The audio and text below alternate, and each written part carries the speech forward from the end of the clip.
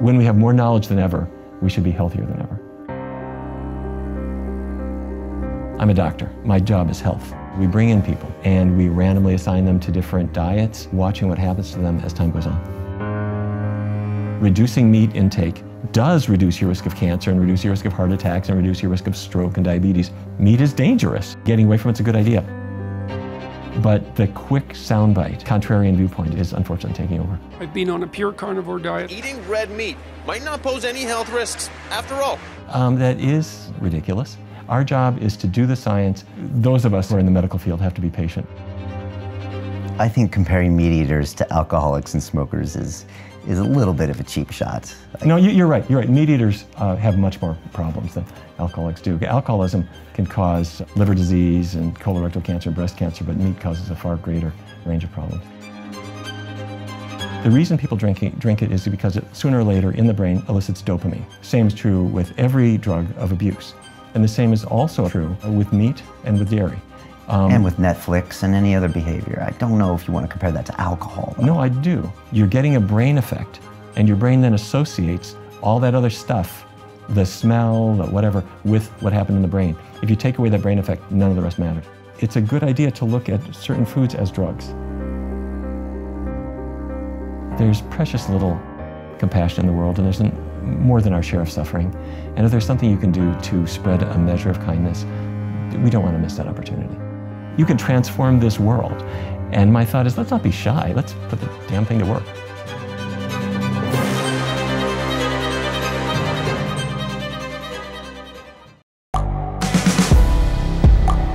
The world is changing. Inspiration is everywhere. It has never been so easy to connect, share, and bring people together. We're learning from others and finding the best in ourselves. Challenging our beliefs. Sharing our vulnerability. Overcoming our fears. Transforming ourselves so we can transform the world. How far can we go? This is London Real. I am Brian Rose. My guest today is...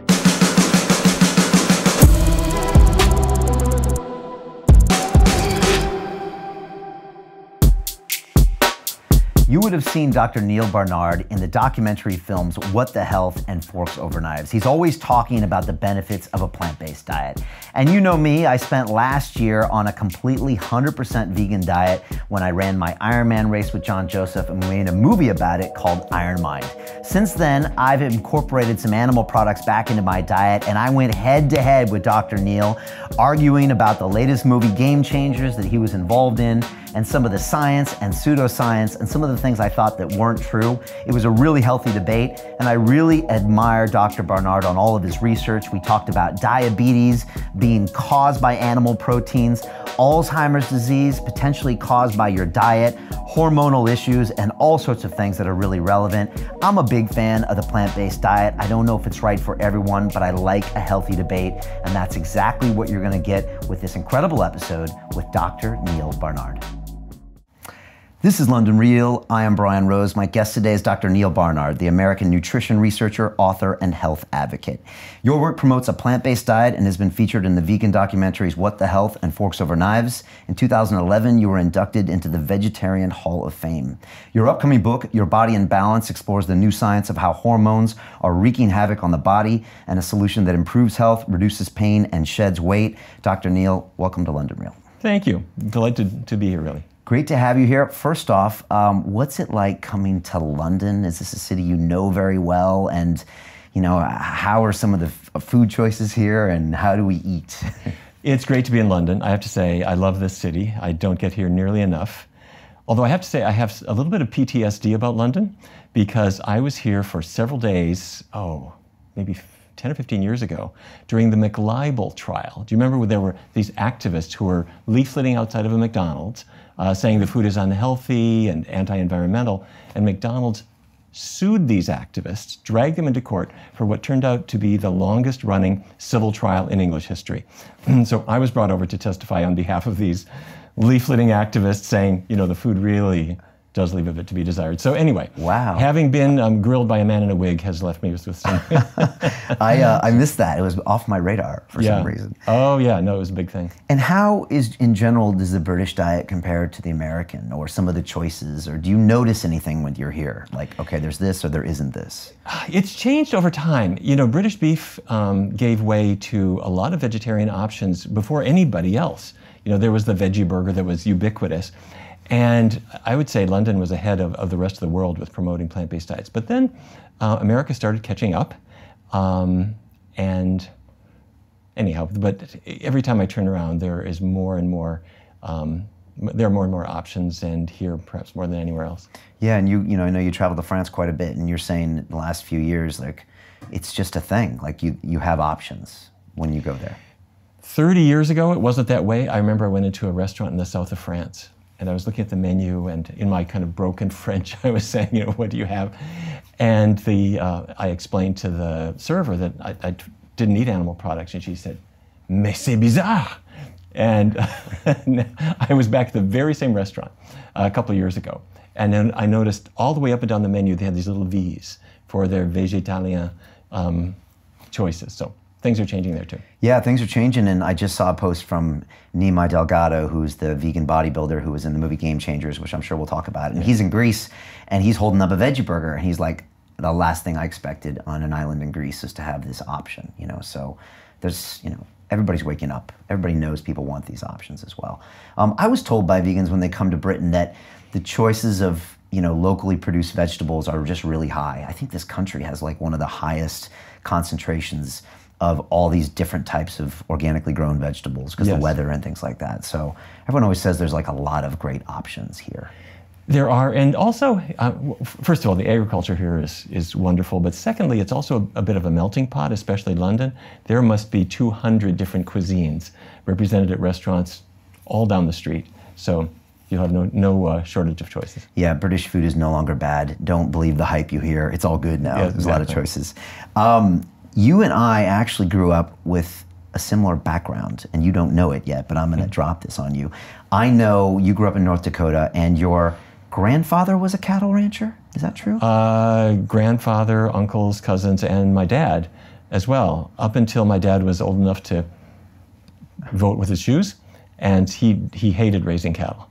And so he left, and he went to medical school. Wow. And then he came back to the Midwest, and he became the diabetes expert for Fargo and all of eastern North Dakota. But I gotta tell you, we still ate like we were in the cattle business. It was every day, roast beef, baked potatoes, and corn. Except for special occasions when it was roast beef, baked potatoes, and peas. That was it. It was a very limited diet, and it was very meat heavy, and my dad kind of paid a price for it personally, because I don't think he ever really recognized what food could do for him or his family, and he didn't put it to work in his practice. For him, diabetes treatment was load up that insulin syringe. We're going to do the best we can with your diabetes while you're alive, and it was not something that attracted me, I have to say. Isn't that fascinating how medicine cannot sometimes see what's right in front of it, and then a generation later, your work is all about, hey, what about the diet? And animal products, you know, can cause diabetes, not the story everyone hears about sugars and starches. Like, does that ever surprise you? Because you're a doctor and you're in the field, probably trained very similarly to your father, and yet there was that strange disconnect. I never once heard my father say that anybody ever got better. He would come home, it was 6 o'clock, he'd sit down his bag. I never once heard him say, the patient came in, his diabetes is gone. Never. And of course now, we see that all the time. Right. And of course the answer is not a magic pill. It has to do with rearranging the contents of your plate. But of course it comes from something we've been exploring for many years, which is what really causes this disease? How can I change what's going on inside the cells of my body so that the diabetes process can reverse? That's something my dad didn't know. We know it now, and the answer turned out to be much more simple than loading up an insulin syringe. It's fascinating, like, you know, because like you said, what's in the syringe, let's stick some more things in our body, and yet the simple, slightly different choice of foods in your mouth could have a massive effect. Well, diabetes is not a metformin deficiency, any more than a high cholesterol level is not a Lipitor deficiency, or high blood pressure is treated like a lisinopril deficiency. The patient comes in, and instead of helping them to understand how they got there, we hand them a prescription. And some of those prescriptions are a good idea. But there's a lot of times when, if we address the disease process itself, that patient's life is just transformed. Yeah. Well, look, I want to talk about that. I also want to talk about my plant-based year last year. My grandpa, Benedict, which was my mother's father, had a feedlot just outside of Phoenix, Arizona. And he was a cattleman all of his life. And a feedlot, for people that don't know, is like 10,000 head of cattle being fed right before they die with like a high concentrate of grains in order to get their weight up, and then boom. And I remember as a kid going to visit the feedlot, and all I could remember was how bad it smelled, because it was just really bad. And it was these animals about to be killed. And I remember we would take a half a cow home every year, and we would literally drive it from Arizona to San Diego. And I grew up around this. And funny enough, you know, Neil, I remember my brother and sister kind of started going vegetarian when I was a kid. And my grandpa, I mean, he almost had a heart attack. I mean, he later had a heart attack, but he just didn't know how to process that back in the 80s, that anyone would think that way, you know. But it's enough to make you a vegetarian. I remember when I was a kid, and my father had left the cattle business, but we nonetheless drove some cattle to the stockyards in East St. Louis. And as we were bringing the cows off the truck, you could see the look in their eyes. They're scared. You know, of course, they're a product. They're just, you know, their value is just based on the pound. But you can look in their eyes, and you can see a scared animal, and they were messy because they'd been pushed all around in the truck. Some of them were injured. They'd come down, and you'd think, is this really civilization at its best? And I have to say, I think we can do better than that. Yeah, I guess it was another one of those things, like, you know, you just eat what's on your plate, and you just kill these animals because that's what we've always done. So. And you think you have to. Yeah. And some people believe then, and some still imagine that you can't get protein without it, or whatever. Culture has a tremendous amount of momentum, and it really keeps us going. Yeah, I think in a not very helpful way. Yeah, most people have no idea or would never admit that most of their decisions are based on what they see, and they just repeat other people's behavior, you know. Oh, logic plays almost no role in human behavior. I really mean that. You know, when a person plans their breakfast, they don't think, I'd like to have maybe 15 grams of fiber and could use some beta carotene. They don't do that. It's culture, number one, what you grew up with and what your friends do. Noise, number two. By noise, I mean you turn on the television, it's this new product and that new product. And then there's wishful thinking and addictions and money. When people get more money, they start eating in a maybe not so healthful way. You see that in China now, for example. China's got enough money, they can dramatically increase their pork intake, and so diabetes is going up in that country. But no, logic plays almost no role in not only in our food choices, but almost anything else that humans do, unfortunately. But nonetheless, we appeal to that little sliver of logic and something to see if we can turn human behavior around. Yeah, no, I know. And I remember my mom had me on non-fat milk because that was what was being talked about, like in the 70s and 80s. It was like, so we were on skim milk because fat was bad, or fat made you fat, or I don't know.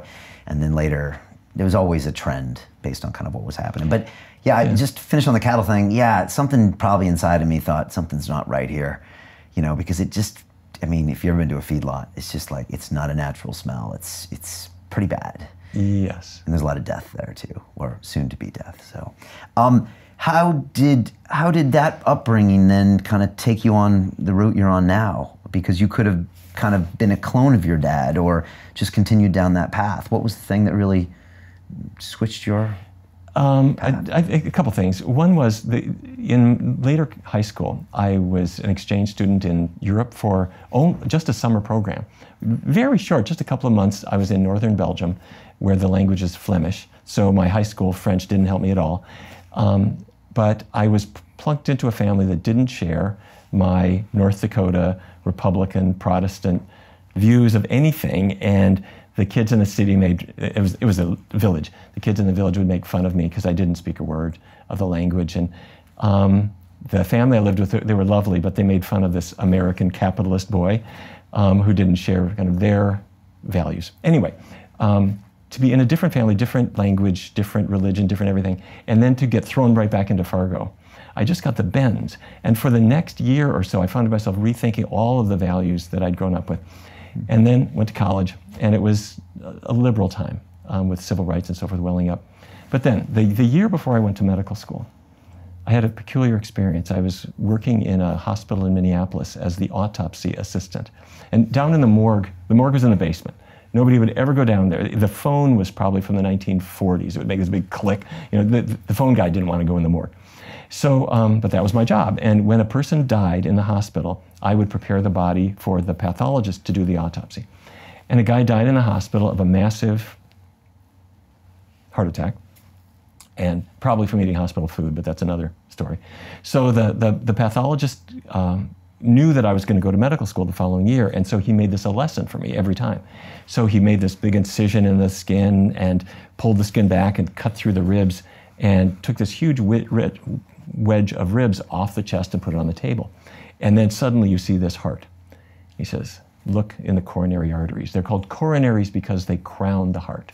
He took his scalpel and he opened one of the coronaries, and he said, look inside. So I got my gloves on, I poke around inside. And it was not this rubbery, flexible artery. It felt like concrete. And he said, bacon and eggs, Neil. What are you talking about? He said, atherosclerotic disease has killed this man. And then he opened the carotids to the brain, the carotid arteries, the big arteries that go up your neck. Same process there. The renal arteries, the arteries to the legs, the same atherosclerotic process. Okay, he's done. He writes up his notes, myocardial infarction, massive systemic atherosclerotic disease. He leaves. I take the ribs, put them back in the chest, sew up everything, clean up, and I went up to the cafeteria afterward. And they were serving ribs for lunch. And I have to say, I looked at it and I thought, it was just like the body. And the smell of it was the smell of a body. And it was not a human body, but I thought, this is a dead body. And I didn't become a vegetarian on the spot, but I couldn't eat it. I couldn't take it. I mean, I couldn't put it on my plate. And so anyhow, this started to work on my brain. And then I started medical school right after that. And you know, you can't unlearn something like that. So that was, for me, a bit of a turning point. And this is like 80s, or this 76. 76, wow. So really early. These are new ideas. Not many people are talking about being a vegetarian back then. Or was there a small culture? I met 3 vegetarians when I was growing up. They were all doctors from India, who my father brought over to the house. And the only reason I knew they were I never heard the word. My mother served roast beef. An hour after dinner, and they had left, and they were very polite, my mother went, "Oh my God!" I thought, "Mom, what is it?"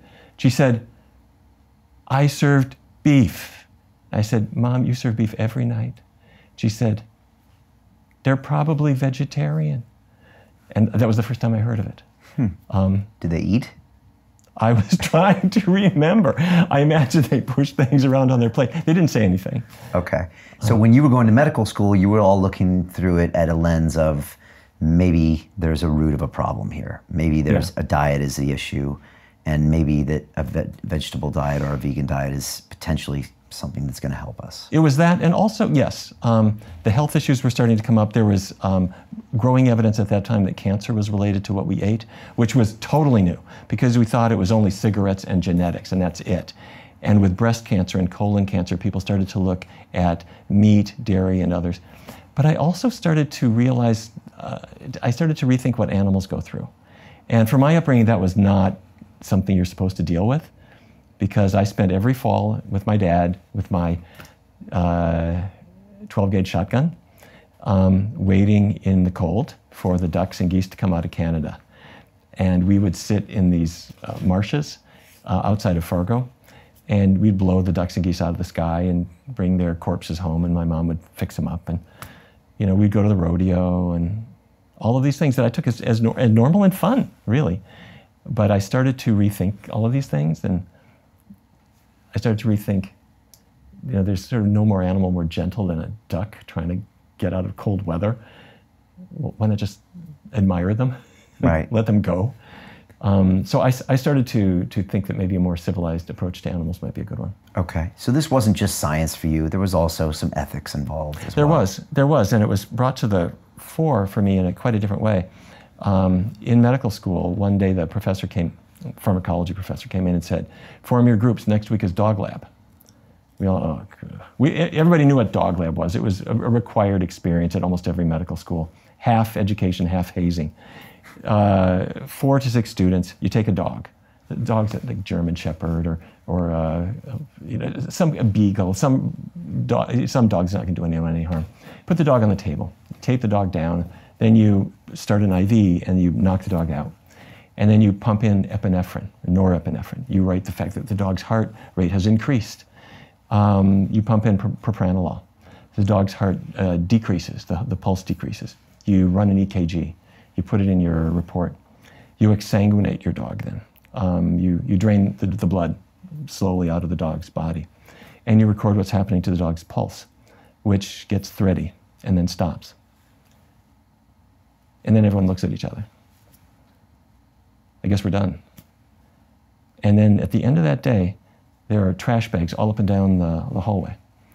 And then you go home and you explain to your girlfriend or your partner, your spouse, here's what we did today. And they look at you and say, you did what? So anyway, the instructor was explaining. You tortured a dog. Well, you killed him. And yeah. Your first patient. And anyway, when we all knew about this, we all expected it. But when the instructor said next week is dog lab, I said, I'm not doing that. And he wasn't asking me if I was doing it. It was required. But just as he was explaining this to me, a student sitting next to me said, he's not doing it, I'm not doing it. So we had a movement of 2 people who were going to let the dog live. And I made a vow that day that since there are 2 victims, the dogs and the part of the human brain that values life, that dies too that day, I thought, I'm going to save both of those if I can. So we made it our business, and I did make, and have since succeeded at eliminating all of those labs at every single medical school in the United States and Canada. It took me some time to do it, but we have done that. My point is this, I'm a doctor. My job is health, and that's been my journey. But along the way, you start to discover that if you have no ethical foundation for what you do, your work is bankrupt. And so I think it's important to assert that, whether the potential victims are life forms you recognize and sympathize with, or ones that might be a little bit more new to you. Wow, that's super powerful. Yeah. I remember the cat autopsies in my high school and like senior biology class, and there were garbage bags all around, and they would, take apart these cats for like months and months and months. And I never did it because I wasn't in those classes. But yeah, again, one of these things you just kind of accept as normal but gross. But most people don't question it. I guess you did. Well, I didn't question it. When I was younger, I did all kinds of horrible things, just as everybody else growing up does.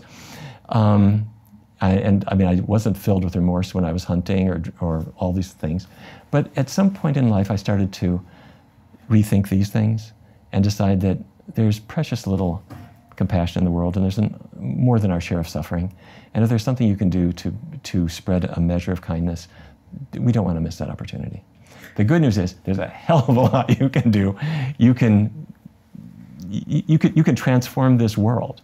And my thought is, let's not be shy. Let's put the damn thing to work. Yeah.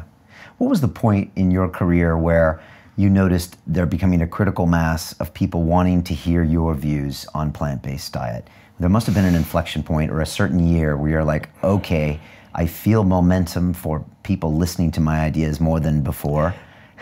To tell you honestly, I don't think we're there yet. Here's what I mean. Yes, it's true. There are so many people who are changing their diet. Yes, it's true. A lot of people have got my books, and I've been on TV, which is wonderful. And movies as well. Yeah, that's lovely. I'm delighted to get the word out. But I have to say, there are so many people. While it's true that the number of people who are going in a healthy direction is bigger than it's ever been, the number of people who haven't yet gotten this message is huge too. And I'm doing a lot of work now in Washington with one of the hospitals that happens to be in the poorest part of town. And when I talk with people about why do you have 3 times the colorectal cancer incidence here compared to the rich part of town, there isn't any understanding on the part of the patients, the doctors, the nurses, anybody. So we have our work still ahead of us. And it's an economic issue as well, right? Yeah. I mean, the lower income you make, the worse your health is, and it's quite magnified, right? Absolutely, yes, exactly. And this is not necessarily, this is not at all people who have decided, I get what you're saying, but I'm not going there. It's not an informed decision. These are people who are victims of marketing and the ignorance of, and sometimes willful ignorance of a government that promotes unhealthy foods on people. What I'm talking about is unhealthy things are subsidized, are dumped into schools. Anyway, don't get me started. But yeah. It's a good point you make. The fact of the matter is that I don't think we're there yet.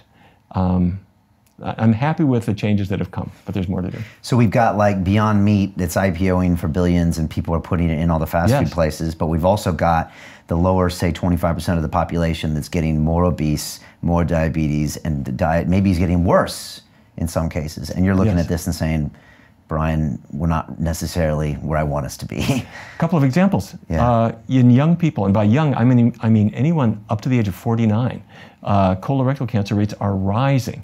And it's not that genetics are changing. It's all because bacon is now a fad. You can get bacon-flavored soap. And if you're a young person, you're immortal, why worry about it? The World Health Organization says it is a clear-cut Group 1 carcinogen. Also causes breast cancer. That information hasn't come out.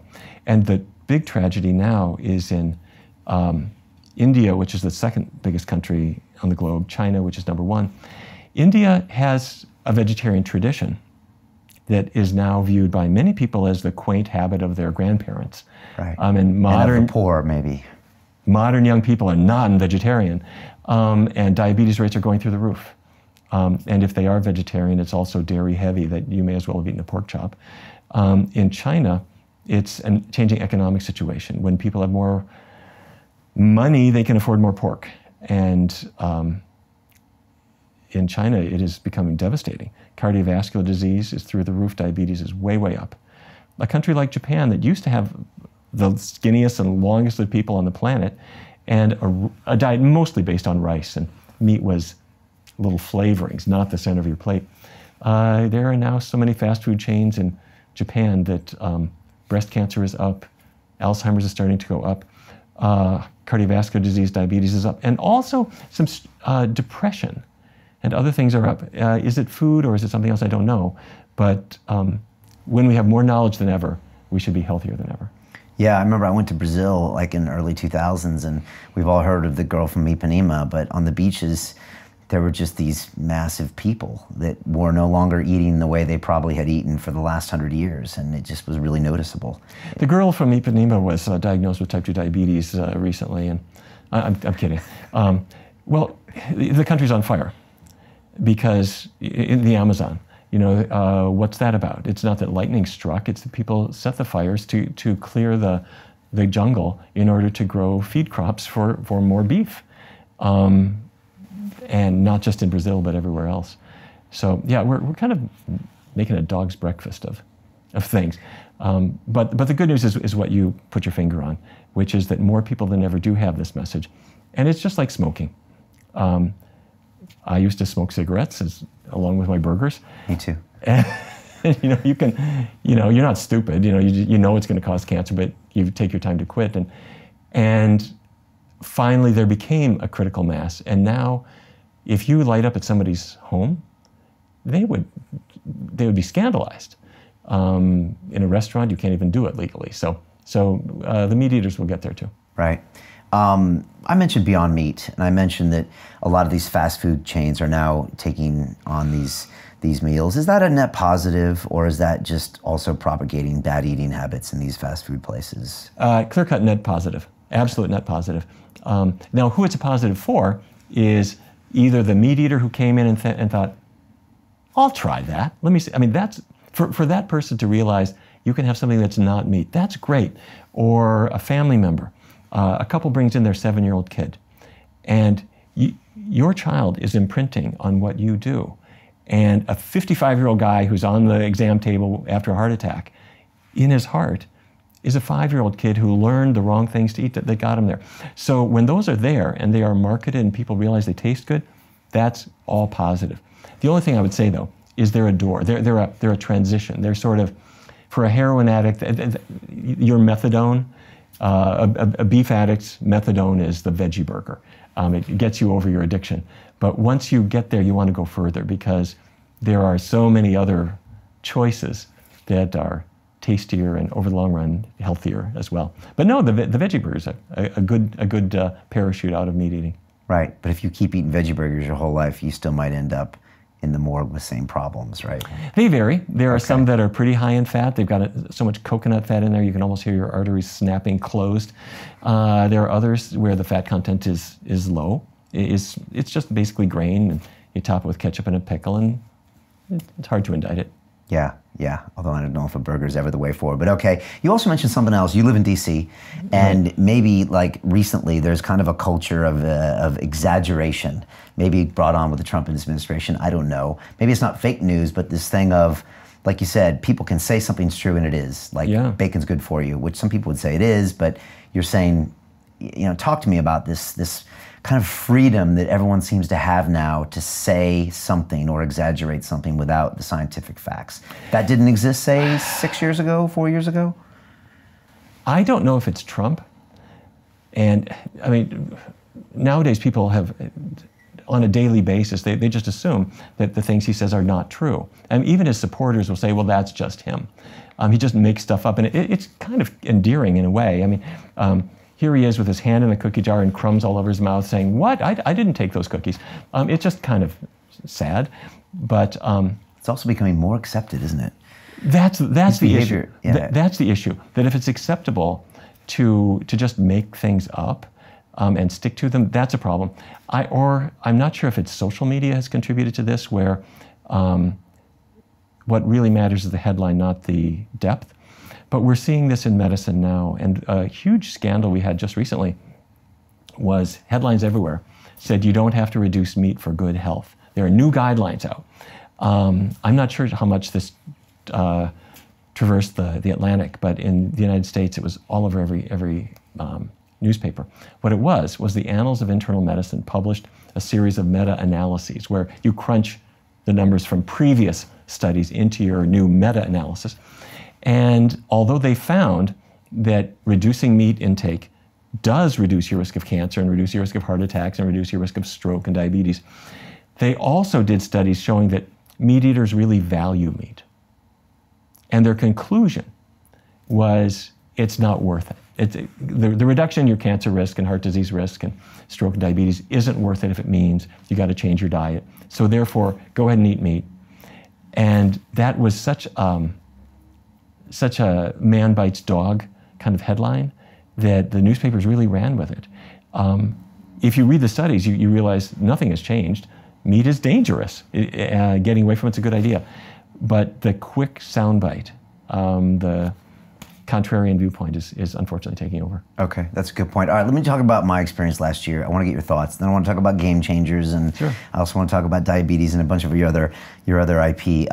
So last year, a guest came on my show. His name is John Joseph. He's the former lead singer of a hardcore punk band called the Cro-Mags that was big in the 80s and 90s. And he had become a Hare Krishna monk back in the day, and had actually started a vegan diet about 35 years ago, way before many people were talking about it.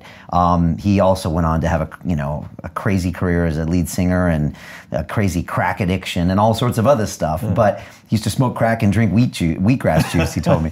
So go figure. Yeah, go figure. And so he came on my show. He's been sober for many years now, and he's been running these Ironman triathlons, like about 10 full Ironmans, serious stuff.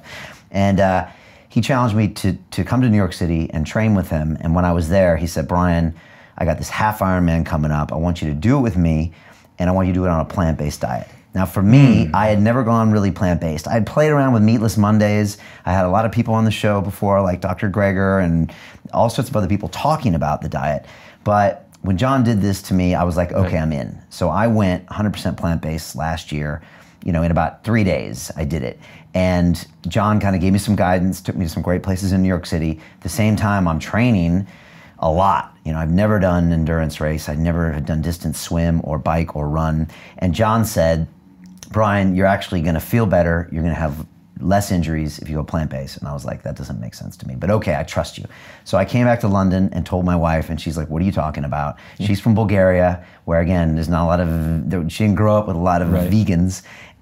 But we figured it out, and all of a sudden, she starts finding different substitutes, sometimes meat substitutes in the form of soy, and then later, maybe not, maybe just all these other wonderful foods. And we kind of fell in love with vegetables again, and I was like, wow, these things taste really good, and there's all these different options. And once I realized I had to eat more, because at first I just wasn't eating enough, because you have to eat more. Also, I was training a lot, but I just needed to eat more. I got into a really good rhythm. Despite at one point my B12 being low and I had some B12 injections, otherwise everything was fine. And then also people said my B12 couldn't have dropped in a few months anyway, so it was probably already B12 deficient. So I did it. I actually ran the race. I finished the race. I did really well. Yeah. And so it was a great experience, and everyone thought I was going to have a steak and a beer at the end of the race, and I didn't feel that way. I actually was like, I feel good. So I told myself I was going to keep it up, and I kept it up. And I kept it for about 4 or 5 months, and then I started thinking, am I doing this because I'm dogmatic, or am I doing this because this is the long-term lifestyle and health for me?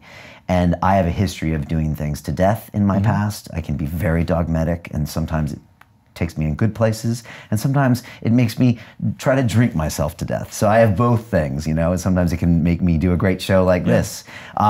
So at the very end of the year, I said to myself, am I doing this for dogmatic reasons, or is this really the right thing? And I said, you know what? I'm not going to hold myself to this restricted diet. And I said, I'm going to try some things. So I also went down the ethical thing too, because I think the more vegetables you eat, the more you think about the health of animals. Right.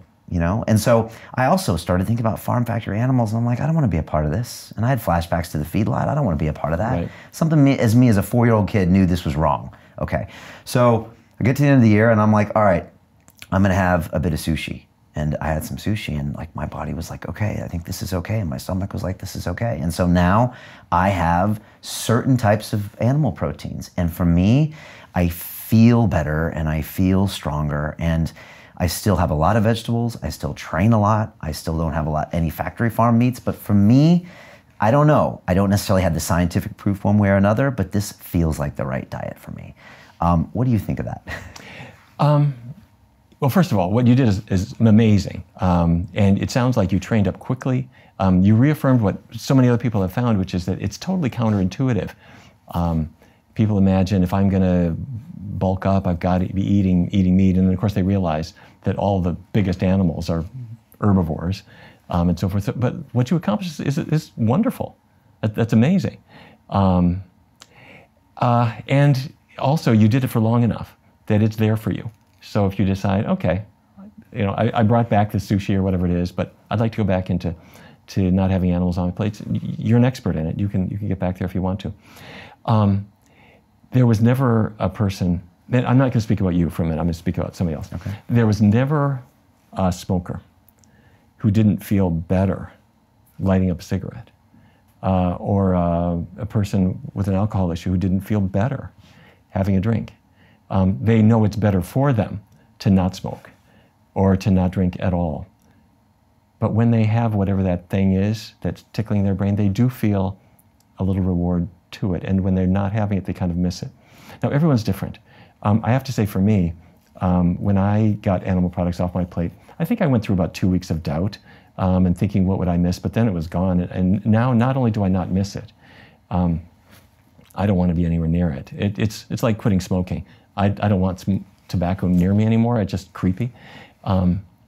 And for me, fish, for example, we think of fish as protein. Well, what is it? When I was a kid going into the lakes in Minnesota, and we were hooking fish on our lines, we're playing the fish. The fish isn't playing. The fish is trying to survive.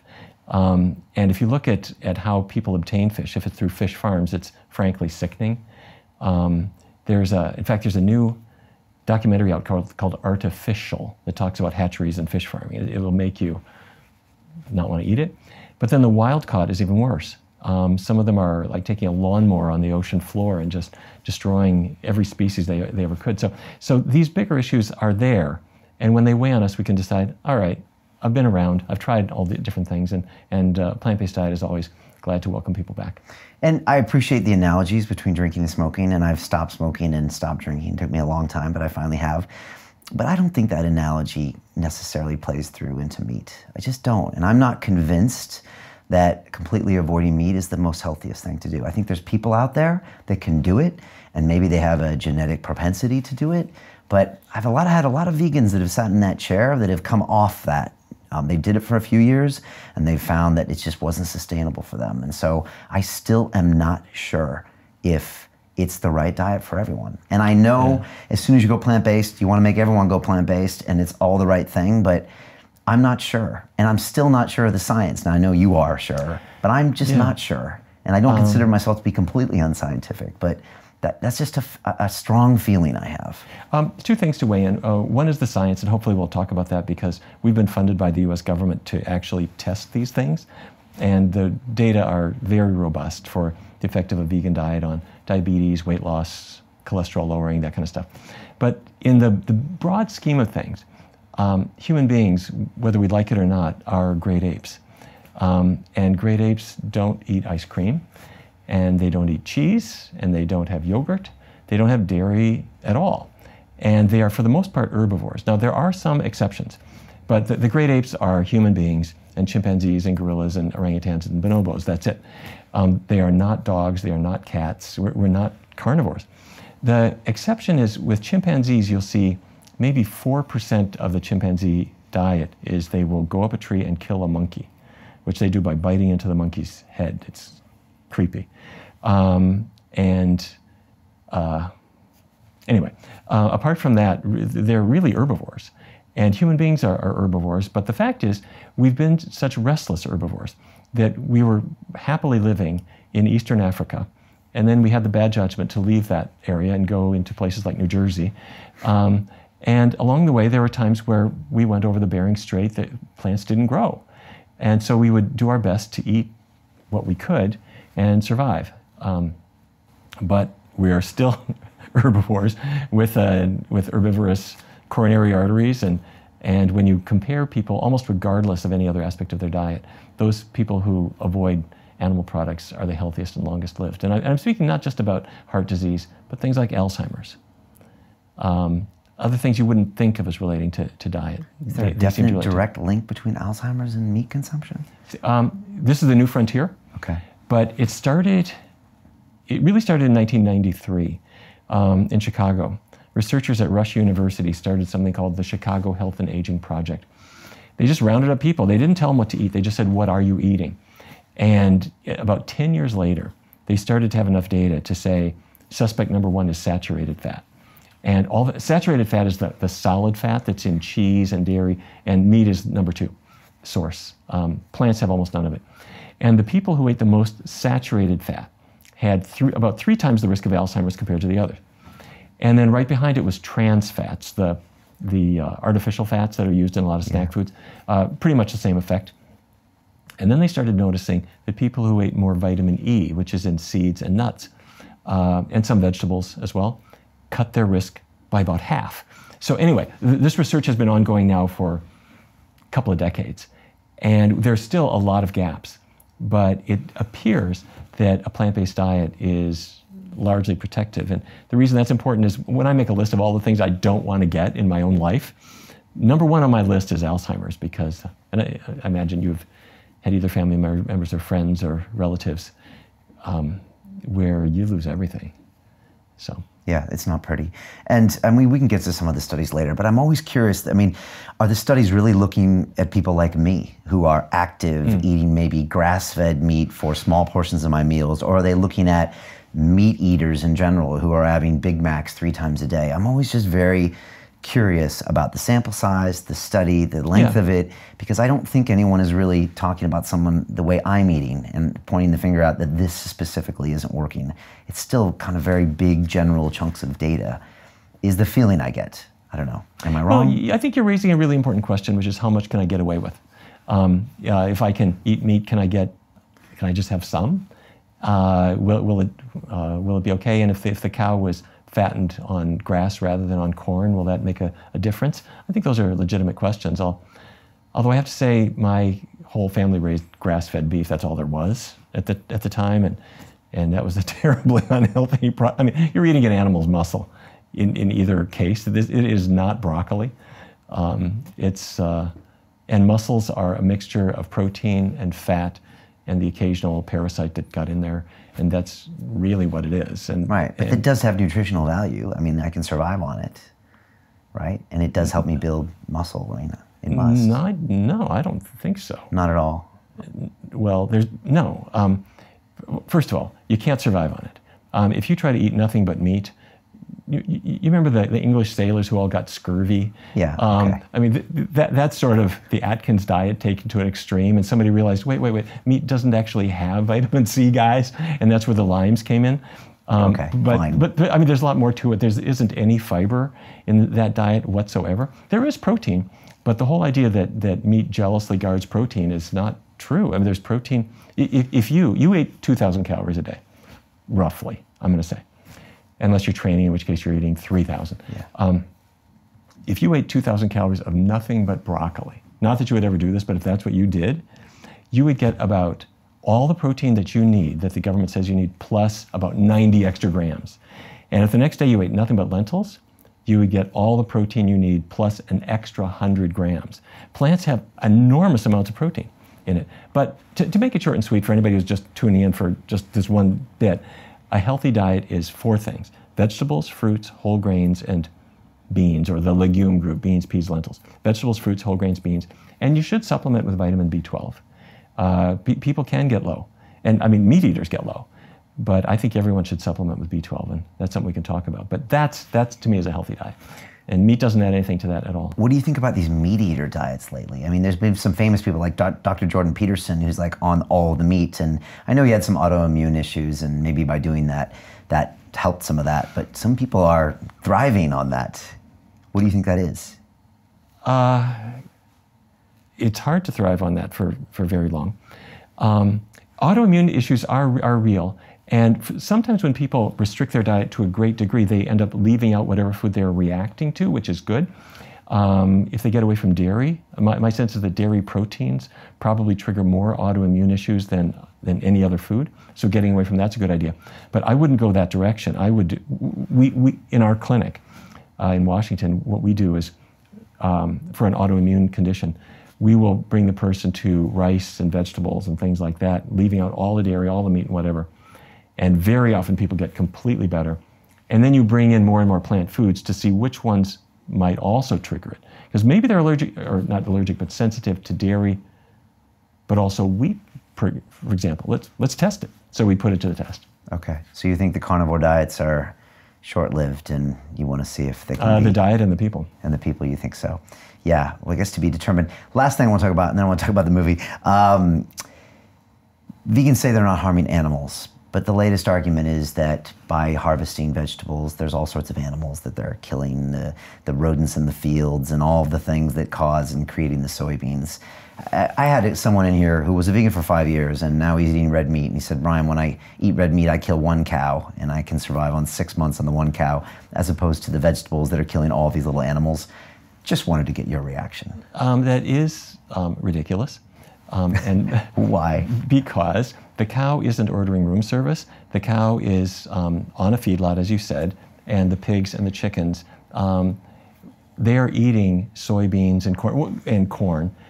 When I go back to Fargo, you go outside of town, and as far as the eye can see are fields of corn. Beautiful, identical, genetically engineered.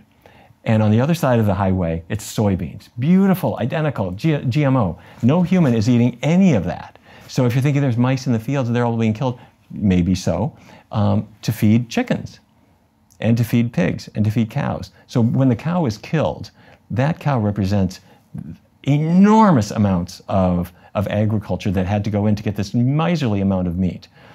This was the argument made by Frances Moore Lappé with her book, Diet for a Small Planet, I think in the 1970s.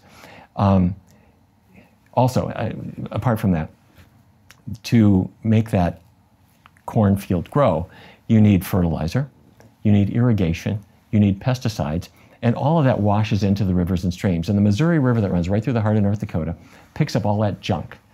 And the fertilizer causes algae to grow. And as it ends up in the Mississippi, and as it flushes out below Louisiana and Texas, there is now a dead zone as big as the state of New Jersey from all of the fertilizer and the growing algae bloom that then died off and killed everything in the water, thanks to growing feed crops for animals. So the idea that I'm not going to eat that, I'm just going to eat the plants directly, it may be that some animals are killed in the process, but it's nothing remotely like raising all of these crops to then feed to animals to get the tiny little bit of meat out of it. Okay, point made on the scale, but there are some animals that are going to die if you're a vegan. So there is blood on the vegan's hands to a certain extent. I have no doubt that there are all kinds of things, costs to almost anything that we do. Certainly a good point. But when a person stops eating animal products, they're making a really good shift. And to the extent that we help other people to embrace that, you're helping animals, you're helping your health, their health, and the environment. I mean, the idea a grass-fed cow is still belching methane, just like the one on the feedlot. And methane is a far more potent greenhouse chemical compared to CO2. So yeah, it's a darn good thing to go on a plant-based diet. But let me again say that for the first half of my life, I wasn't there. I was on that side of it. And when I see my cousins, you will see signs for Barnard stock farms in the Midwest. Those are my family. I love them dearly, and I understand it, and I had a taste for it, and I worked at McDonald's and everything. But at some point, my feeling is it's just a good idea to put that in the history book. Sure. No, I understand that. I appreciate you addressing that stuff. To continue watching the rest of the episode for free, visit our website londonreal.tv or click the link in the description below.